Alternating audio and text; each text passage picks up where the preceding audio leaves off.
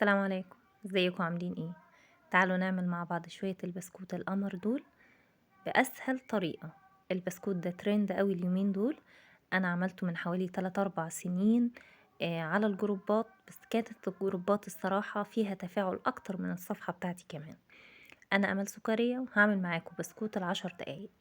هو سهل قوي بمكونات بسيطة قوي، تقدري تعمليه مثلا تتعشوا بيه تفطروا بيه، تاكلوه تدفوا بيه كده كان بشوية شاي بلبن. لذيذ قوي وعامل زي البيتي فور في نفسه كده، وكمان مش مكلف. احنا عايزين نعمل حاجات اقتصادية اكتر. لو اول مرة تشوفوني ما تنسوش تعملوا لايك وشير ومتابعة للقناة. انا امل سكرية. البسكوت مقرمش معايا قوي، واحلى حاجة ان هو ما بياخدش وقت في الفرن خالص، يعني ما تسيبهوش فترة طويلة. هقولك بالظبط انا عملت الشكل بتاع بسكريم ده ازاي. سهل قوي. تعالوا نشوف المكونات. انا معايا كوبايه ونص دقيق، ونص معلقه بيكنج باودر، نص كوبايه زيت على زبده، او ممكن تستخدمي زيت بس، وبيضه واحده، وطبعا مع البيضه فانيليا، وكمان هستخدم نص كوبايه سكر. هي دي المكونات، مش اكتر من كده. البيضه هحط معاها الفانيليا وهربها مع بعض. اساسي الفانيليا، هربها مع بعض ربة بسيطة، مش محتاجين ان احنا ننعمها ولا نخليها كريمي ولا اي حاجة من دي. هحط نص كوباية السكر، وهحط عليها نص كوباية الزيت على الزبدة. انا بحب استخدم الزبدة في البسكوتات، بتدي طراوة للبسكوت، وكمان بتخلي طعمه يعني احلى كتير من طعم الزيت، وبتوفر معانا شوية في الزيت. هننزل الدقيق بتاعنا، مش الخطوة دي مش هنحتاج ان احنا نعجن كتير، يدوبك بس نلم العجينة بالدقيق.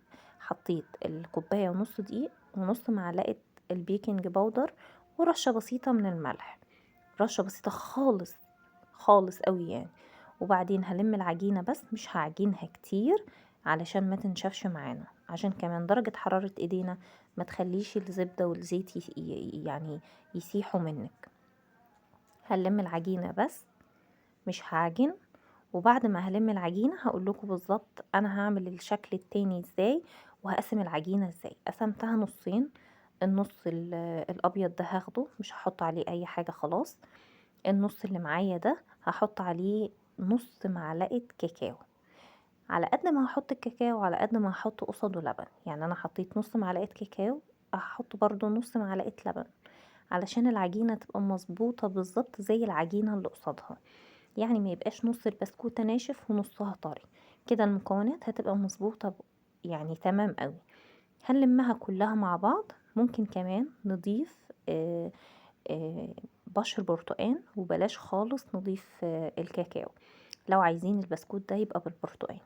هعمل لكم بسكوت تاني بالبرتقان بالمكبس بتاع البسكوت مرة تانية. العجينة ملزقة معايا ازاي؟ في الحالة دي انا مضطرة احط العجينة في التلاجة نص ساعة بس، تجمد بس وتمسك نفسها. هقول لكم عملت الشكل ازاي البسكريم ده. هعمل كورات صغنونة خالص كده، 4 كور، وهحط الكور دي عكس بعضها نفس الشكل كده، يعني الكورة بني، كورة بيضة، وبعدين هقوم لفها لفة بسيطة بايدي ومتكية عليها، مش هلف كتير.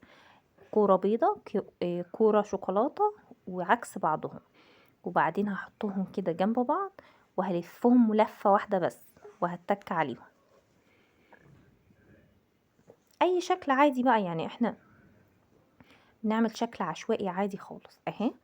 وهتبقى متماسكة، يعني مش كل واحدة هتبقى في حتة، لا هتبقى متماسكة زي ما انتوا شفتوها.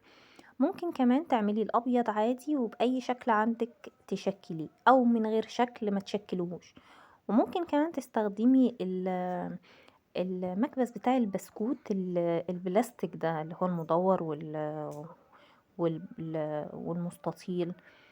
عملت الكمية كلها كور صغنونة خالص، وبجمع 4 كور وبلفهم وبتك عليهم بيدوني الشكل ده. بسيطة قوي وسهلة جدا. الكمية دي عملت لي بتاع 30 بسكوتاية. هحطها في الفرن على درجة حرارة 180 لمدة 10 دقايق بس، 10 دقايق ومتابعاها كمان.